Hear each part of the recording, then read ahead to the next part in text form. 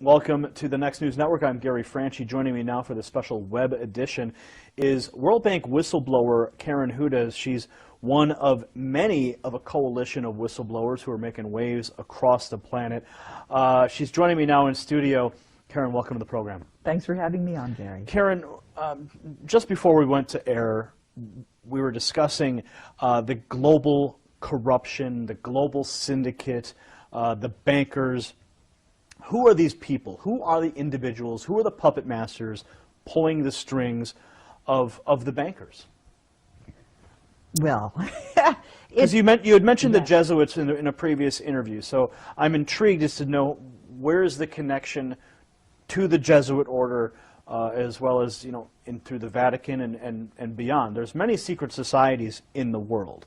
Many people speak of the Illuminati and the Masonic orders, the Order of the Garter, many of these super elite organizations that operate in secrecy. So I know I've named a few already, but if you could help us elaborate on these points, who are the people pulling the strings? Well, do you remember when there were ghettos and you had something called a Judenrat that were the ones that would draw up the lists of the Jews that were going to get exported the next day? Do you remember how that system worked? Well, it was a little before my time, but history would dictate what happened in those ghettos. So elaborate.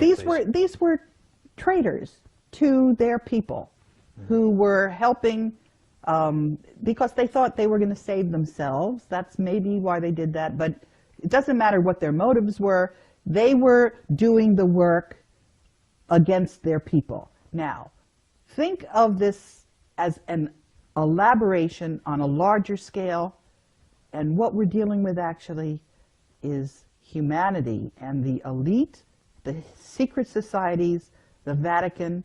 They're traitors to humanity, because the one at the very core that's pulling the strings is a different species. They're not the human race. They're called Homo Capensis. They have been on Earth together with humanity for before this ice age. And the reason I know about this is because I was trying to help out a movie producer who couldn't get his movie. It was called The Banksters Made Off with America, Edmund Drille. And he introduced me to his network of whistleblowers. One of the people in that network is a neurologist who went to Yale Medical School and was retired, and he was trying to find out what was at the very core of all of this corruption. And so you mentioned this species, an additional species of humans, or no, they're not humans. They are so distinct from humans that if they were to mate with humans, their offspring would not be fertile.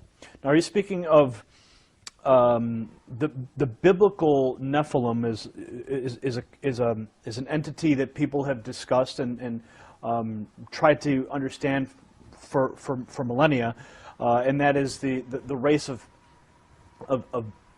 offspring of humans and the fallen angels from. No, these are not angels. These are not spiritual. Well, the Nephilim themselves were the offspring of the fallen angels and humanity. Is this the same species? They are not fallen angels. Mm-hmm. They are critters. People who I am getting emails from saw them the day before. They look just like human beings, except they have these big skulls. And that is why in the Vatican you see these crazy meters, is what they're called. And that's why the very first Jew, Moses, wore one of those things, because he was one of those Homo Capensis as well. We have DNA samples of them. And the reason we know this is because it was in the papyri of one of the pyramids. I found this out from from the internet. But what is really remarkable, actually, is that we have had so much evidence, and we haven't had any studies into it. If you look at the archaeology, there is a civilization off the coast because the sea level has risen by 400 meters. But what do we know about this ancient pre-Ice Age civilization? We do have a map that's left over from there because it shows the coastline of Antarctica before the ice froze on it.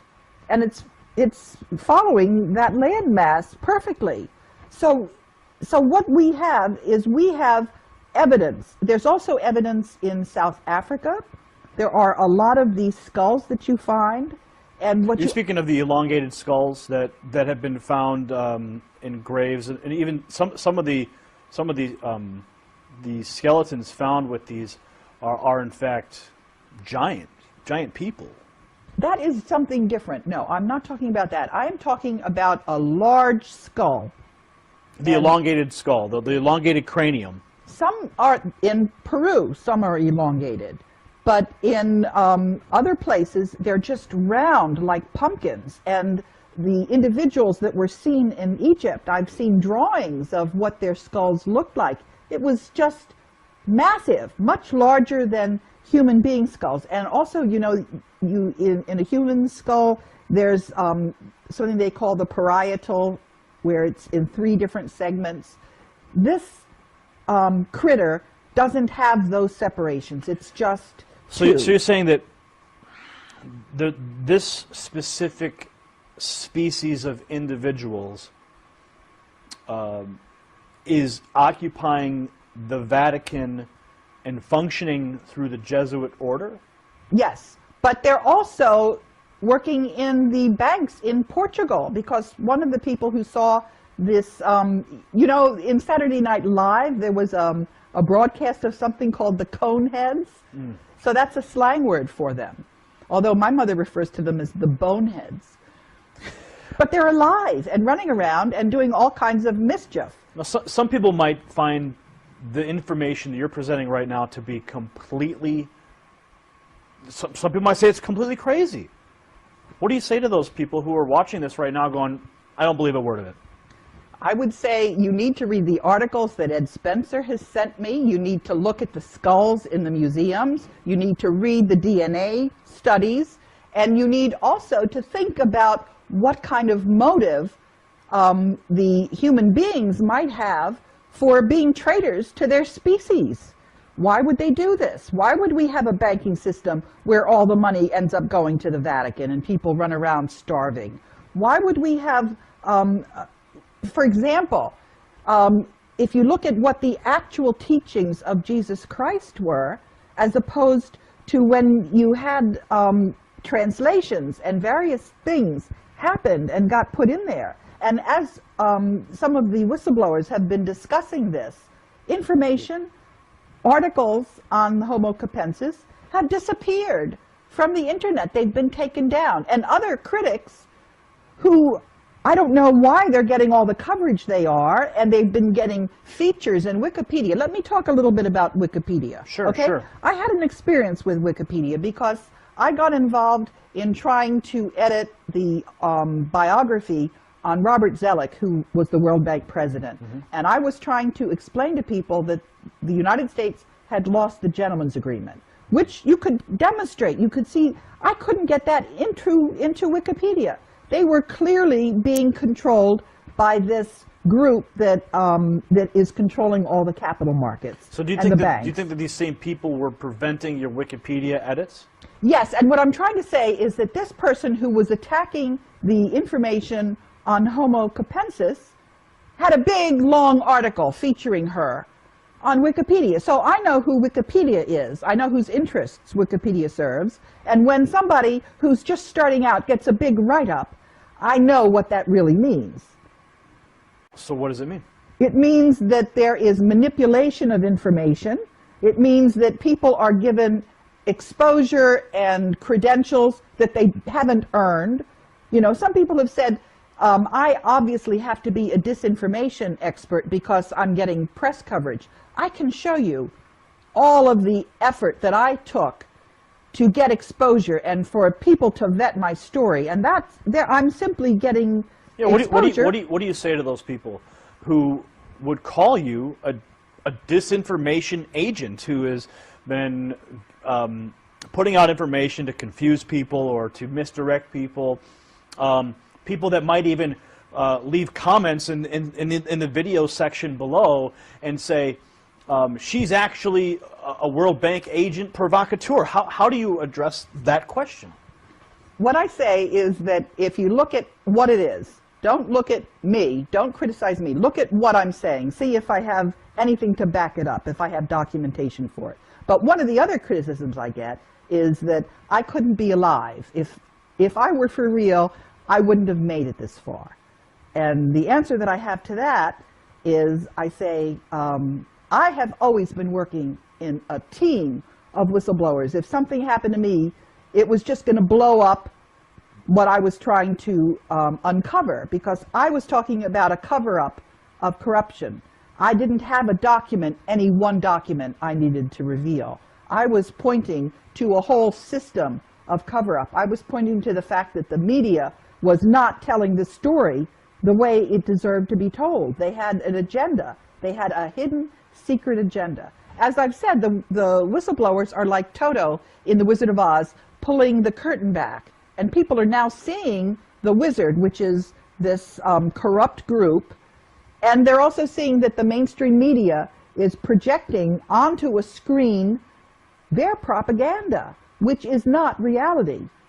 What you get in the mainstream media has a hidden secret agenda. It wouldn't be there if people whose interests are behind that cabal is what they're called. So on the internet now, anyone can publish any documents, anyone can publish any website to establish a historical record. How do we know the information that you've been receiving is actually authentic? I mean, the birth certificate of the President of the United States has been in question for so many years. Even when that was released, the most recent official one was released, they found multiple layers in the birth certificate. So what's to say that information that you've been receiving hasn't been doctored by another agency or another entity to provide you with information that could misdirect? Because if they see perhaps that you're out there speaking these things, that people are going to believe you because of what you say, but they may be feeding you wrong information. Is there any possibility that could be true? Well, as for the storyline that I have, I can give a very detailed chronology showing at any given stage what I was revealing, who I was revealing it to. It's very compelling. That's not something that can be doctored. That is absolutely, it's just, it's there for anybody to read. And so that's, if anybody is saying, am I for real? Yeah, I'm for real. Now, am I doing a good enough job on the information that I'm getting from other whistleblowers? Sometimes I'm doing a lousy job. So I got snookered on a story about a planet that was Nibiru. I got really snookered. And what was really interesting there, I learned a lot, was I tried to correct the information. And every time I corrected the information, it was taken down from the internet. So I learned that you have to be really a little careful about information and vetting it. Well, certainly practicing discernment in everything we do is something that must be practiced, especially when we're handed documentation that can make certain claims, and of course vetting the documents themselves. So back to the topic at hand, and the global cabal of puppet masters who are pulling the strings of the international elite and the banksters. I had mentioned the Illuminati and the Masons, and I mentioned the Order of the Garter and these super secret organizations. But you take it all back to the Vatican. You take it all right back to those this species of people. If I could provide a little bit of historical perspective for a moment, when the Illuminati was supposedly disbanded, some people believe that it just didn't disappear. It went underground, and it simply spread itself out. Would you say that the same is happening with this species of you know, I would say, you say they're not human, but for lack of better words, I'll say they're a species of humans. Do you think that these individuals have peppered themselves through some of these organizations as well? What I know is... Or is it isolated simply to the Vatican? What I know is that when you get to be a 33rd degree Mason, and the Black Pope, and also the archaeologists, they all know that Moses was Akhenaten. And if you know that, then you know that Akhenaten had this huge skull, and his daughters had this huge skull. So I'm going to presume that they probably also know that there are individuals, and they're not humans. They do not have the same kind of DNA that we do. And I can tell you what I know about them. They're very mathematical. Their average intelligence is about 150. And they do not have creativity. They're not emotional. And the other thing is that in the process of working with all of these whistleblowers, I've learned a lot about the strengths of Homo sapiens, because you know, we're not giving each other salaries, we're not giving each other honors, we're not giving each other anything other than additional hard work.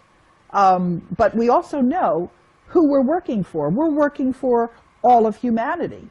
So I have to ask this question, because some of the viewers who are watching right now are going, they're talking about another species with an elongated skull. You mentioned the high intelligence, the lack of creativity, and it's going to be hard for people to grasp that reality. And of course, everyone has to do their own homework to discover these things. But given your whistleblower status with the World Bank, do you think that by promoting or discussing these types of theories hurts your credibility and all in the minds of some of the people who may have first heard of you through the whistleblower status at the World Bank? I'll tell you what, I've gotten a fair amount of feedback like that, and I'll tell you what I say to these people. I say that it has been an incredible experience to have made it this far. And the number one thing that I've learned in that process is to trust my own intuition, because that has really served me very well. And my intuition is telling me that this is the time to tell people this. Well, Karen, thanks for taking the time. I wanted to ask you some tough questions and have you here to discuss some of these hard facts, and I thank you for taking the time to sit down with me today. Thanks for having me. All right. Gary Franchi signing off for the Next News Network. That was Karen Hudes. She's a World Bank whistleblower. Karen, what's the website? My website is www.kahudes.net, but just Google me and you'll find all kinds of stuff. All right, you heard it here. Google Karen Hudes. You'll find out more. As always, research the facts for yourself. Discover. Discovery on your own is always going to be the best. And like Karen says, listen to your intuition.